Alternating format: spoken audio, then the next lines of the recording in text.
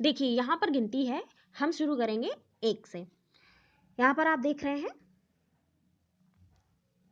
देखिए 1, 1 को हम बोल सकते हैं एकः, 2 यानी द्वौ, 3 त्रया, 4 चत्वारः।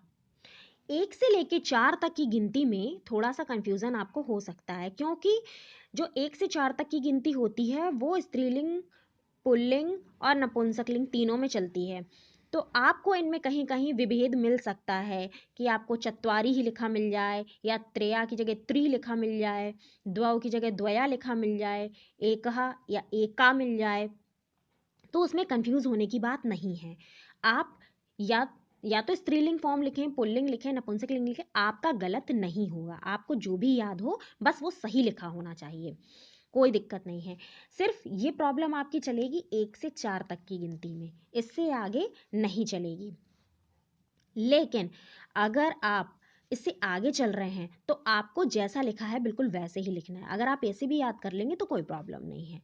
आगे बढ़ते हैं, देखते हैं 5 को कहते हैं पंच, 6 सट, 7 सप्त, उसके आगे 8 अष्ट, 9 नव और 10 को कहते हैं दश।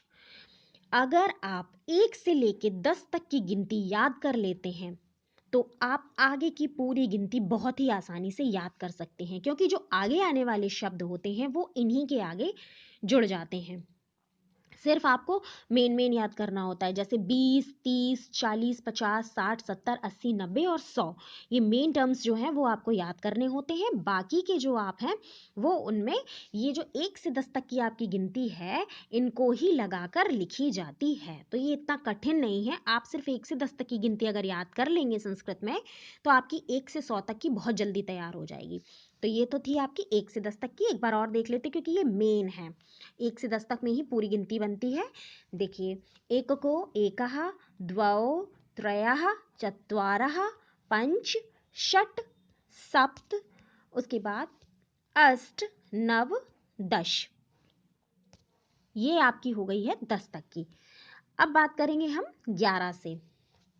एकादश, द्वादश, त्रयोदश, चतुर्दश, पंचदश, षोडश, सप्तदश, ये हो गया 17, अष्टादश 18, 19। यहाँ पर याद रखने वाली बात है 19, 19 और 20 को आपको बहुत ध्यान से देखना है।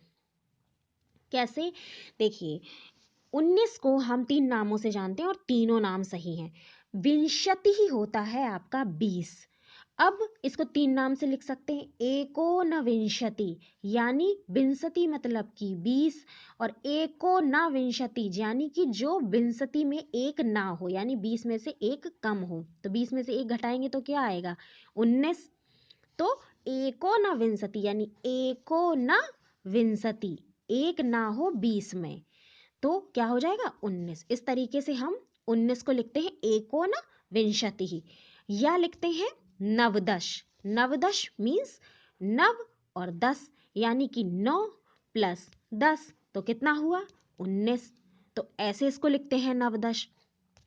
और इसको लिखते हैं ऊनविंशति। ऊनविंशति यानी कि विंशति से ऊन यानी एक कम, कहते हैं ना ऊना है, एक कम है, यानी ऊनविंशति। 20 से एक कम यानी कि कितना है? 19 है। तो इस तरीके से इसके ये 3 नाम बनते हैं, एकोनविंशति, नवदश या ऊनविंशति। उसके बाद 20 को कहते हैं विंशति। तो ये तो हो गई 20 तक की गिनती। अब आगे चलते हैं, देखते हैं अपनी 21 से।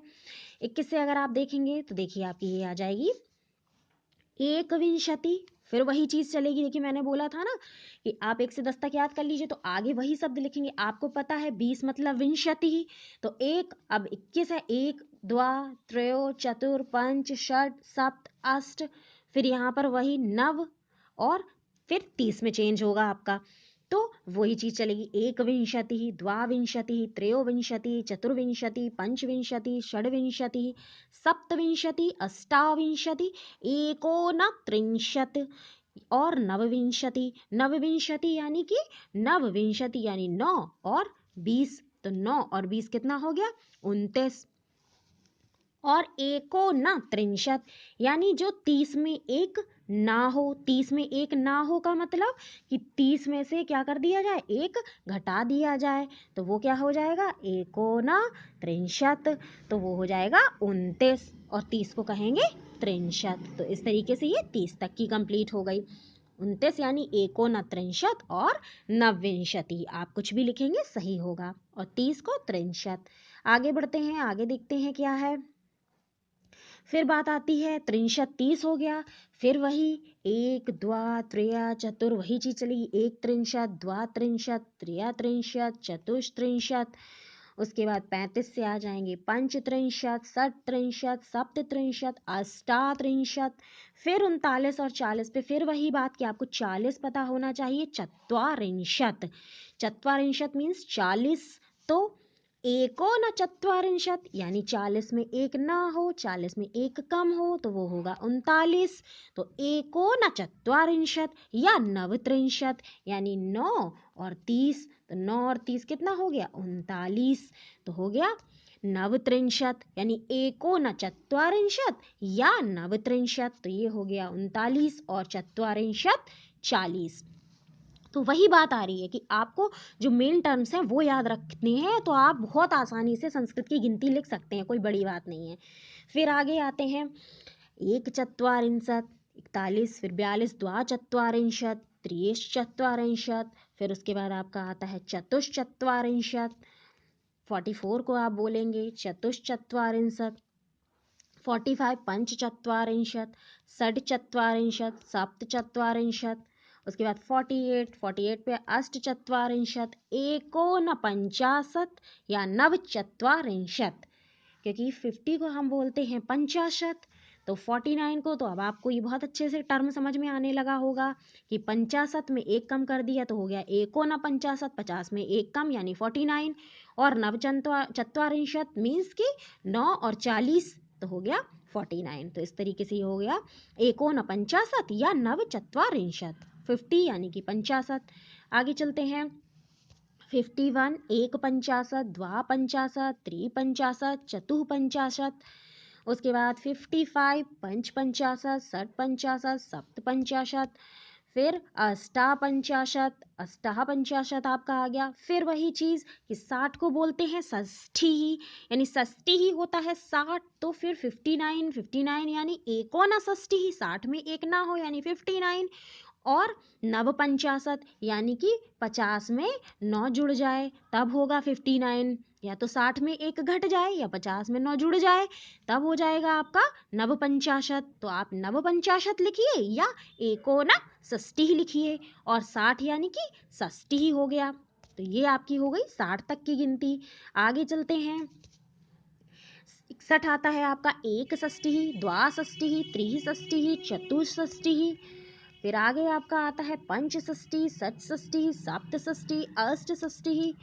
फिर वही बात आ जाती है एकोनसप्तति, 70 में एक कम, 70 में एक कम कर देंगे तो 69 बनेगा, और 60 में 9 जोड़ देंगे तब 69 बनेगा, तो यानी कि नवषष्ठी 69, एकोनसप्तति यानी कि 69, फिर 70 आपका हो जाएगा सप्तति ही।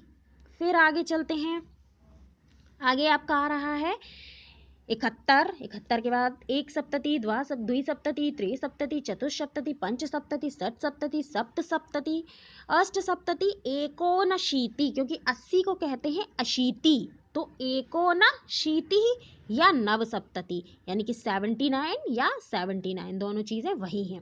एकोनशीति 80 ना हो यानी 80 में क्या हो, एक कम हो, और या फिर 79 हो, 70 + 9 79। आगे चलते हैं, देखते हैं क्या है। अब बात करेंगे 81 से एकाशीति, अशीति यानी 80, तो अशीति में 1 2 3 4 फिर लगने लगेगा, द्विशीति, त्रैशीति, चतुशीति, पंचाशीति, षटशीति, सप्ताशीति, अष्टाशीति, एकोनवति, एकोननवति यानी 90 मीन्स 90, 90 में एक ना हो, 90 में एक ना हो यानी 89, और नवाशीति यानी कि 80 + 9 नवाशीति हो जाएगा, और 90 का 90 हो जाएगा, ये हो गई 90 तक की। अब अपनी लास्ट लाइन पर चल रहे हैं।